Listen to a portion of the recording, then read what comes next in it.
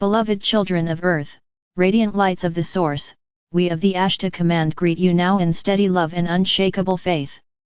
We come to you with an offering of encouragement, instruction, and remembrance, for you are at once the witnesses and the midwives of a new world. The phrase Guardians of the New Dawn is not a flattering title given to a chosen few, it is a description of a role that many of you already inhabit whether you know it or not. To be a guardian in this time is to hold threshold space, to remain awake and awake others, to protect the fragile sprouts of transformation, and to steward the emergence of new systems that serve life rather than exploit it. This message is for those who feel called to stand in that role, for you who tend, who teach, who build, who comfort, who refuse to abandon hope, and for all who would learn the arts of guardianship that a planetary rebirth now requires. Guardianship begins in the interior. Before you can protect what is outside, you must know how to tend what is within. You will be a poor guardian indeed if you yourself are fragmented by unresolved fear, by a heart weighed down with bitterness, or by a field clogged with distractions and exhaustion. The first duty of a guardian is to cultivate clarity. Clarity arises through practices that settle the nervous system and reveal what is essential. Quiet practices, breath, heartbeat meditation, attentive listening, disciplined rest are not luxuries in this era, they are the foundational training that allows the inner compass to function. From that clear center, decisions made in service will carry wisdom rather than reaction. Guardians do not burn out because they do not mistake activity for service, they conserve, they calibrate, and they return to center before acting. Beyond personal integration, guardianship requires a cultivated field of compassion. Protection without compassion becomes domination, compassion without boundaries becomes vulnerability.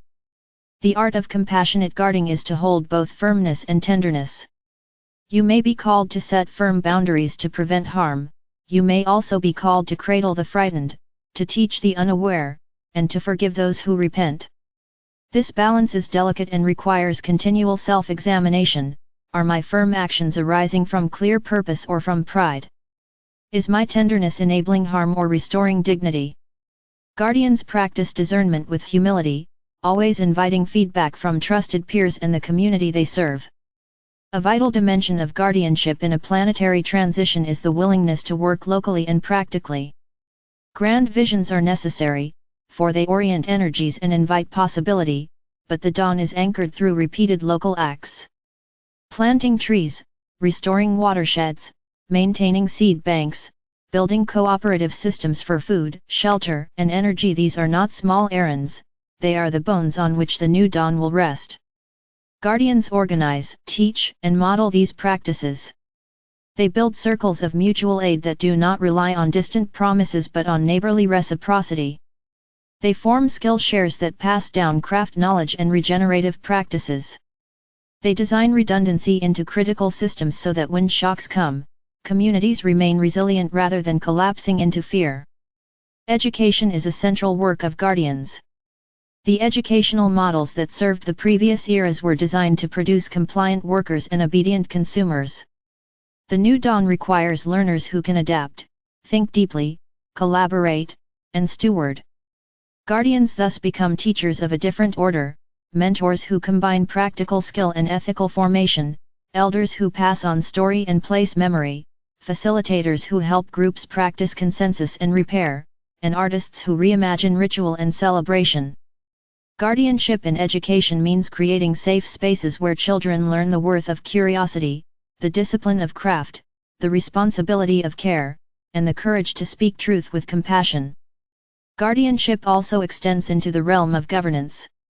The political structures of the old era concentrated power in few hands and treated life as resource for extraction. The new dawn seeds governance practices that are relational, transparent, and restorative. Guardians serve as stewards of process, they design inclusive decision-making forums, establish rotating leadership to prevent entrenchment, and create mechanisms for redress and restoration when harm occurs. These practices are not mechanical, they are born of an ethic that views governance as service rather than privilege. Guardians teach how to hold heated debates without fracturing communal bonds, how to design policies grounded in ecological limits and human dignity, and how to implement accountability in ways that restore trust rather than punish humiliation. A key skill for guardians in this era is the practice of truth-speaking with compassionate tact. When structures are breaking and narratives are shifting, harsh polarity can tear communities apart. Guardians learn how to name harms and systemic failures clearly without stoking revenge. They facilitate truth circles, public acknowledgements, and rituals of repair that allow wounds to surface and be tended. This is difficult work.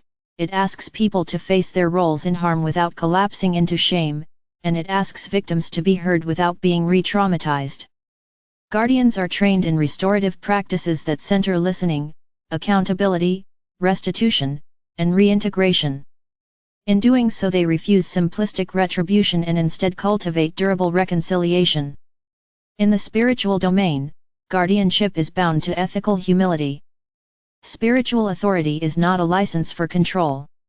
Some of the most damaging dynamics in past movements occurred when charismatic leaders equated personal insight with absolute truth and then insisted others conform.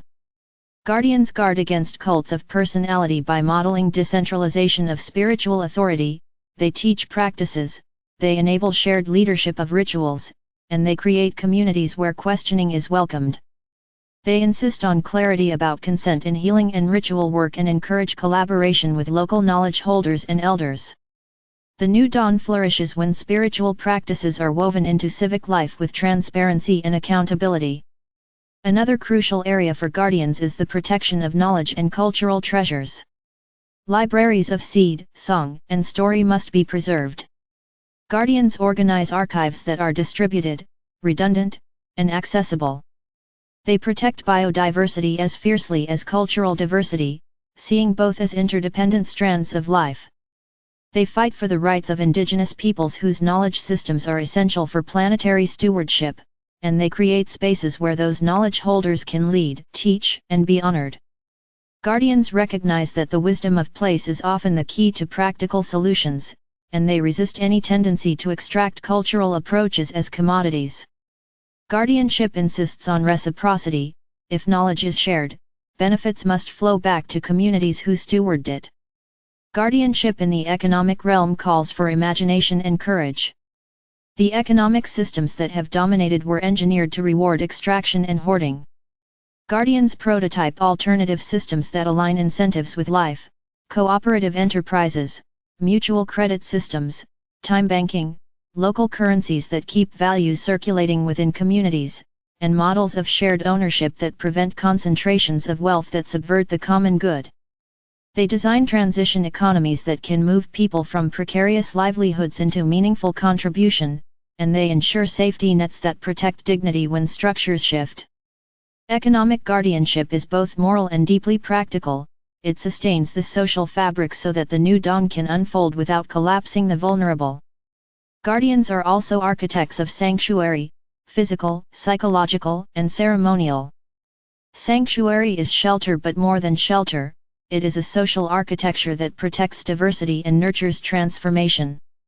Guardians design spaces where those fleeing violence or ecological collapse can land, heal, and contribute. They create rituals that mark new beginnings and transitions, rites of welcome for migrants, rites of release for those leaving harmful patterns, rites of guidance for youth entering adulthood. These sanctuaries are woven into networks so that when crisis hits one place, support flows from many. Sanctuary making is a profound expression of guardianship because it affirms that all life has a right to seek refuge and to recover dignity. Crisis response must be thoughtful, which is why guardians emphasize preparedness rather than panic. They organize training in practical skills: water management, food security, basic repair, conflict de-escalation, so that communities can survive and thrive when stresses arrive. Preparedness is not isolationism, it is readiness to share and lead. Guardians train teams to serve as first responders who are skilled not only technically but ethically. They act with humility, they protect privacy and dignity, and they work to restore conditions that allow communal life to resume quickly. In practicing these response systems, guardians reduce fear and replace it with competence and hope. Guardianship requires relational networks that transcend narrow identity politics. In the new dawn, Coalitions must form across difference, urban and rural, young and elder, artist and engineer, indigenous steward and scientist.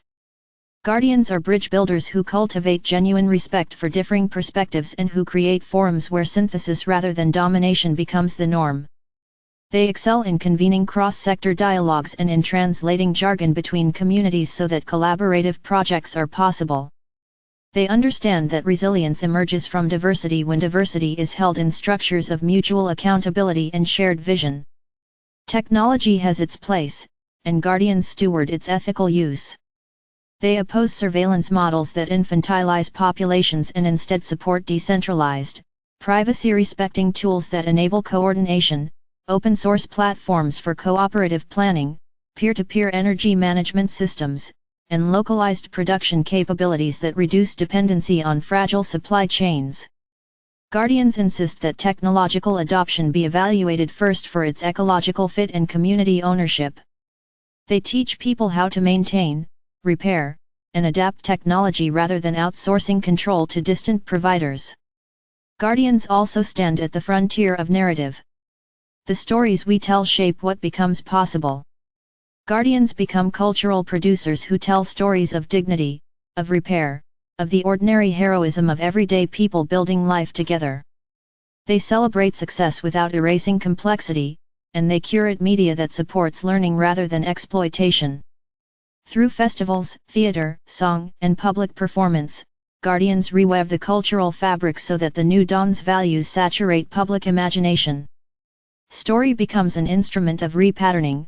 When a society lives the stories of care, they begin to act accordingly. Ethics in guardianship are not optional, they are the code. Guardianship insists on transparency in finances, in decision-making, and in the distribution of benefits. They establish independent review mechanisms and integrate community input into every stage of design and deployment. When mistakes occur and they will guardians own them, repair harm, and reorganize to prevent recurrence. This humility creates trust, and trust is the currency of any sustained movement toward the common good. Finally, guardians cultivate joy. The new dawn is not merely survival or stoic endurance, it is a revival of delight. Guardians create spaces for play, for art, for feasting, and for profound celebration of small successes. Joy replenishes the workers, staves off burnout, and reminds communities why they labor for the future, not merely to avoid catastrophe but to enable flourishing. Rituals of gratitude and celebration become as central as meetings about infrastructure, because culture without joy becomes hollow. Beloved ones, know that guardianship is not a solitary mantle reserved for an elite. It is a posture available to anyone who chooses to care, to show up, and to hold the line between despair and possibility. You may guard through a single act offering consistent kindness in a family, teaching a child a craft, repairing a roof after a storm, and that single act may ripple outward further than you can know. Guardianship is distributed, ordinary, and extraordinary all at once. We, the Ashtar Command, honor you in this work. We support the networks of stewardship that arise when hearts gather. We send harmonics that steady resolve and amplify heart coherence wherever guardians gather in intention. We do not take your tasks from you, rather we stand as allies, offering companionship and frequency support so you may do what you came to do with grace and endurance. Stand steady, beloved guardians. Tend your inner light. Build local capacity. Teach and listen. Protect the vulnerable. Repair harm. Celebrate often. In doing so you will not only witness the new dawn, you will be the ones who shape its face and sustain its breath. The world that arises will carry your fingerprints, your laughter, and your love, and future generations will bless the fidelity of those who chose to remain in service when the world needed them most. We are with you. Always.